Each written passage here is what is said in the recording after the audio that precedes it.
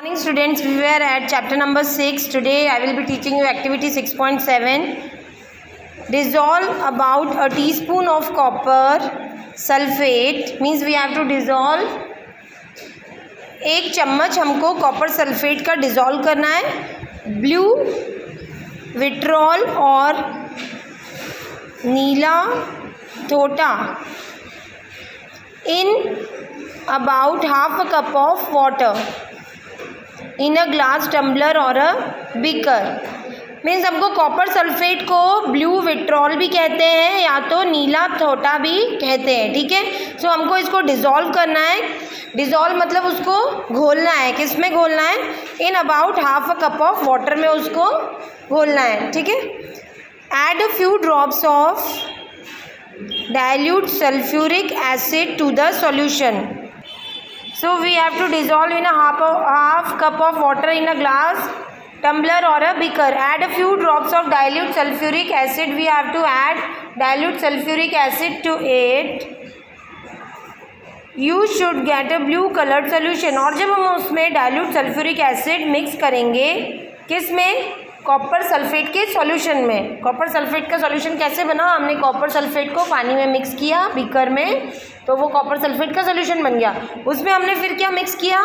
Sulphuric dilute sulphuric acid mix किया। सो हमको कौन सा कलर मिला? Blue colour solution. ये आपको फिगर 6.4 में दिख रहा होगा, ठीक है। ब्लू कलर दिख रहा है एक टम्बलर में। Save a small sample of solution in a test tube और अ स्मॉल ग्लास बॉटल। इसके सैंपल को हमको एक छोटे टेस्ट ट्यूब में, इसको हम बीकर कहते हैं जो आपके फिगर में है। टेस्ट ट्यूब छोटे पतले होते हैं, तो उसमें हमको एक सैंपल के तौर पे ले लेना है थोड़ा सा इसमें से सॉल्यूशन। ड्रॉप अ नेल और a use shaving blade into the remaining solution. उसके बाद जो रिमेनिंग सॉल्यूशन बचा उसमें हमको क्या करना है? पहले हमने उसमें से टेस्ट ट्यूब में से निकाल लिया वो ब्लू कलर का सॉल्यूशन। उसके बाद जो रिमेनिंग सॉल्यूशन बचा है इस बीकर में, उसमें हमने क्या ड्रॉप किया? एक नेल। नेल मतलब खील डाल दी, या तो शेविंग ब्लेड उसमें डाल दिया, ठीक है। यूज्ड शेविंग ब्लेड, जो यूज़ किया हुआ ब्लेड होता है उसको इस सॉल्यूशन में डाल दिया। Wait for half an hour और सो, आधे घंटे के लिए रुको। Observe the colour of the solution. अब उस जो सॉल्यूशन ब्लू था उसका कलर देखो कि चेंज हुआ है कि नहीं। Compare it with the colour of the sample solution save separately. Compare हम किससे करेंगे?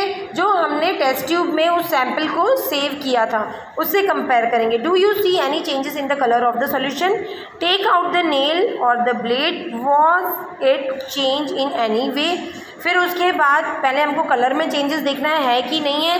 सो येस चेंज है, वो ब्लू से ग्रीन हो गया है, फिगर में आपको दिख रहा है ना? yes. फिर उसके बाद हमको देखना है कि क्या वो ब्लेड और जो नेल डाला था उनमें कुछ चेंज हुआ है कि नहीं। उनमें तो चेंज नहीं होगा।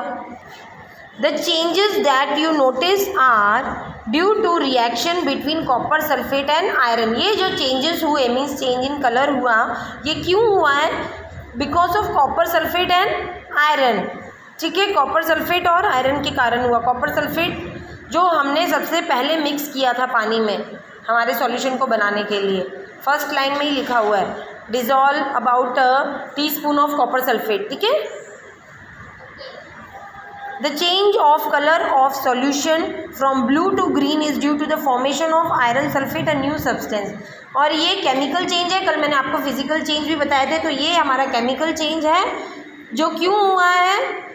क्योंकि आयरन सल्फेट फॉर्म हुआ है कॉपर सल्फेट से, इसलिए ये चेंज हुआ है। The brown deposit on the iron nail is copper. और ये जो ब्राउन जो हमने खील के ऊपर देखा ब्राउनिश कलर हो गया है, तो वो ब्राउनिश कलर क्या है? कॉपर है आयरन नेल के ऊपर। अनदर न्यू सब्सटेंस है वो। We can write the reaction as, और जो ये रिएक्शन केमिकली अंदर हुआ ये सॉल्यूशन के, उसको हम कैसे लिख सकते हैं? Copper sulphate solution plus iron gives copper sulphate solution plus copper, sorry iron sulphate solution green colour और कॉपर प्लस कॉपर। समझ में आया है कैसे फॉर्म हुआ? yes, जो हमने वर्ड्स में लिखा कि हमने कॉपर सल्फेट सॉल्यूशन को डिसॉल्व किया वाटर में, तो हमने इसकी इक्वेशन बनाई कॉपर सल्फेट सॉल्यूशन प्लस उसमें हमने क्या ऐड किया, आयरन डाला, तो आयरन लिख दिया। गिव्स, जो एरो मार्क होता है ना, ये एरो मार्क क्या डिनोट करता है, गिव्स, ये हमको दे रहा है, क्या दे रहा है, आयरन सल्फेट सॉल्यूशन। जो ग्रीन कलर का पानी हमारा फॉर्म हुआ है उसे हम कहेंगे आयरन सल्फेट सॉल्यूशन। प्लस जो मैंने कहा अभी कील के ऊपर ब्राउन कलर फॉर्म हो रहा है, तो वो हमारा क्या हो रहा है, कॉपर, तो वो हमको दे रहा है iron sulphate solution plus copper. समझ में आई है activity 6. Now activity 6.8, take about a teaspoon of vinegar. अब हमको 1 टीस्पून विनेगर लेना है। विनेगर मतलब शुरका होता है जो मम्मी अचार में डालती है, इससे ज़्यादा टाइम तक हम उसको स्टोर कर सकें। इन अ टेस्ट ट्यूब, एक टेस्ट ट्यूब में विनीगर लेना है। Add a pinch of baking soda to it, उसमें 1 चुटकी बेकिंग सोडा हमको डालना है। You would hear a hissing sound and see bubbles of a gas coming out.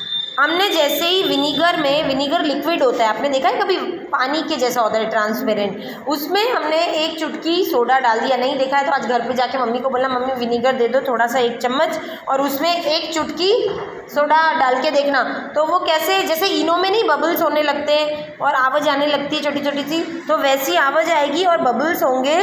Pass this gas through freely prepared lime water as shown in figure 6.5। 6.5 figure जो है ये test tube में lime water लिया है। Okay,